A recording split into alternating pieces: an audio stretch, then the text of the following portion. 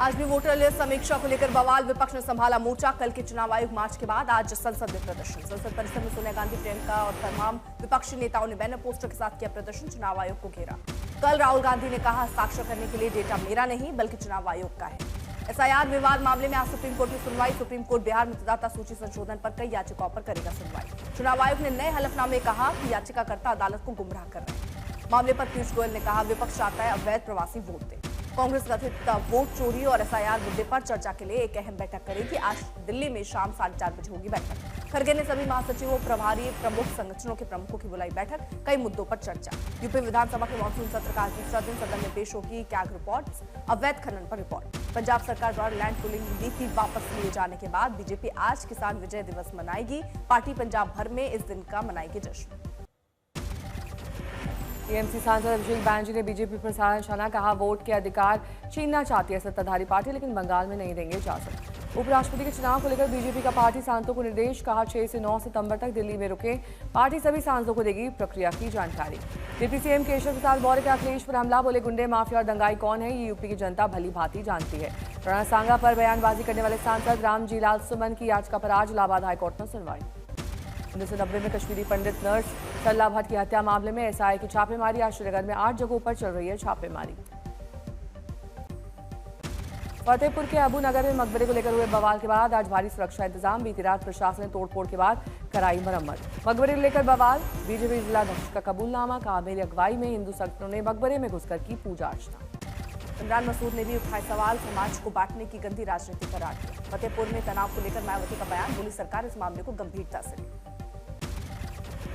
Tariff में 50% की बढ़ोतरी के बावजूद भारत ने अमेरिकी व्यापार वार्ता को आगे बढ़ाया। शशि थरूर ने कहा, नए टैरिफ के बावजूद भारत अमेरिका व्यापार वार्ता जारी रहेगी। 16-17 सितंबर को भारत दौरे पर आ सकते हैं नेपाल के प्रधानमंत्री। यूक्रेन के राष्ट्रपति जेलेंस्की ने प्रधानमंत्री मोदी से फोन पर बात की। जेलेंस्की और मोदी ने आपसी सहयोग बढ़ाने पर चर्चा की। एमएनएस प्रतिनिधिमंडल मतदान पंजीकरण से संबंधित मुद्दों पर चर्चा करने के लिए आज राज्य चुनाव आयुक्त से मिलेगा।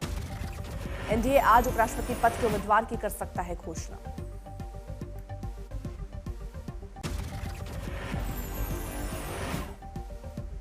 दिल्ली में निकाली गई तिरंगा यात्रा, रेखा गुप्ता हुई शामिल। तिरंगा यात्रा में गजेंद्र सिंह शेखावत, मनोज तिवारी समेत कई अन्य बीजेपी नेता पहुंचे। इसमें शामिल नहीं होने वाले कांग्रेस आप नेताओं पर उठाए गए सवाल। गुजरात के कच्छ में बीएसएफ की साइकिल रैली, तिरंगे के साथ जवानों का आयोजन। श्रीनगर में लाल चौक में निकाली गई तिरंगा रैली, सीआरपीएफ के आयोजन में बड़ी संख्या में लोग हुए शामिल। मणिपुर में इम्फाल में हर घर तिरंगा अभियान के तहत निकाली गई तिरंगा यात्रा, बड़ी संख्या में लोग शामिल। 15 अगस्त से पहले देश भर में निकाली जा रही तिरंगा यात्रा। श्रीनगर में डल झील में दिखा मनमोहक नजारा। गांधरबल में तिरंगा बोट रैली का आयोजन, हजारों की संख्या में लोग शामिल।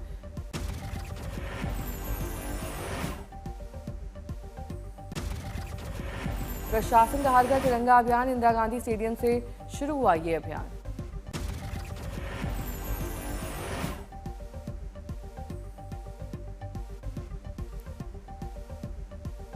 डोडा में निकाली गई 1508 मीटर लंबी तिरंगे वाली यात्रा, उत्साह में दिखाई दिए लोग। बांदीपुरा में बीएसएफ की तिरंगे के साथ बाइक रैली, 79 किलोमीटर की इस यात्रा की श्रीनगर में बीएसएफ मुख्यालय तक समाप्ति।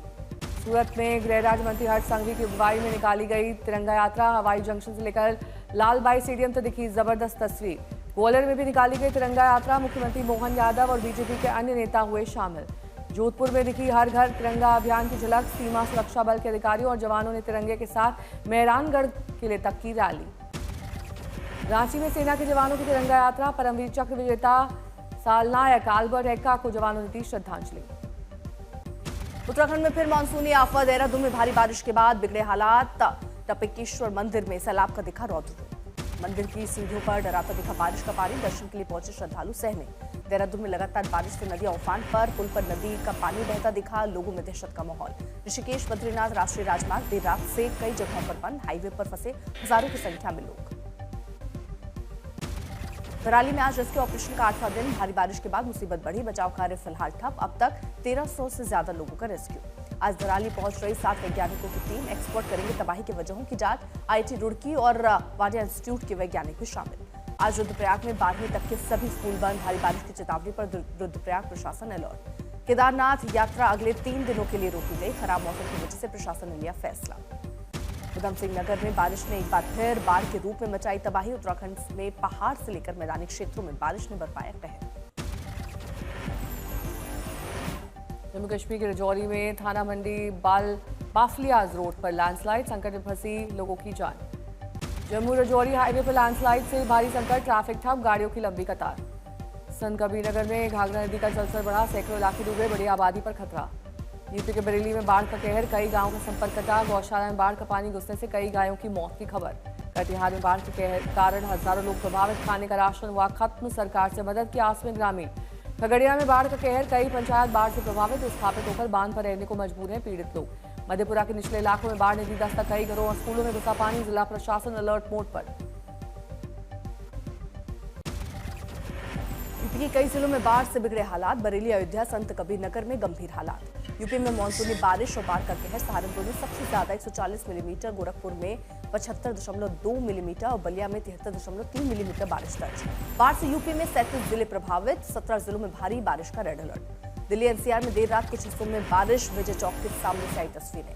वलसाड़ में कबाड़ गोदाम में लगी भीषण आग, दूर सुप्रीम कोर्ट के फैसले के बाद कई एनिमल एक्टिविस्ट पर एफआईआर दर्ज। इंडिया गेट के पास विरोध प्रदर्शन करने पहुंची डॉग एक्टिविस्ट। नोएडा में फर्जी पुलिस स्टेशन मामले में खुलासा, पश्चिम बंगाल के वीरभूम के रहने वाले आरोपी का कुछ घोटाले में भी नाम, पहले रहा टीएमसी का ब्लॉक प्रमुख। हापुड़ में महिला पर 1.5 साल के मासूम को मार डालने का आरोप, पति से झगड़े के बाद 2 मंजिला मकान से फेंका।